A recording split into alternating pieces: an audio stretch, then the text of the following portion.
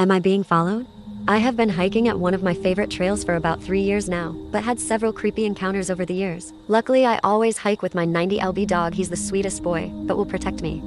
First encounter was 3 years ago in the winter, when I was walking up a hill and my dog starts growling unlike I've ever heard. I look around and realize there's a man in the shadow of the woods watching us, and when I notice him, he starts walking slowly towards us with his head covered. I said hello as usual, and he didn't respond. I kept walking, and got a feeling that I should turn back. When I did, I realized he had turned around on the trail middle of a hill, so not a common turnaround point, but once he saw me, he walked into the woods and stared out at the valley hugging a tree. So nothing too crazy, but it just felt off.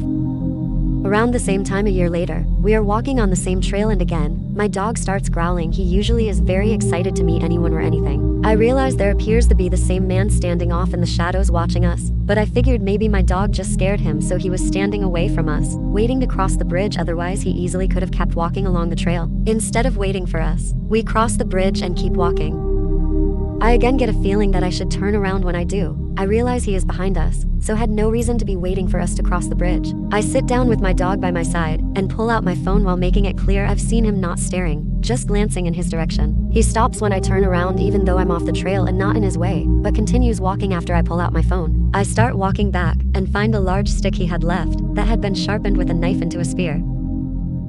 I take the spear and continue walking, while looking around me the entire time. I know now I should have reported it, but I just convinced myself I was being paranoid.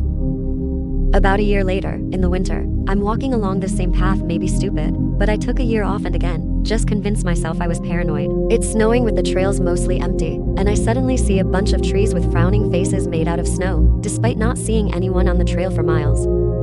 My dog again starts growling at something in the woods that I can't see, so we turn around. I don't report it, because I figured it would never be taken seriously.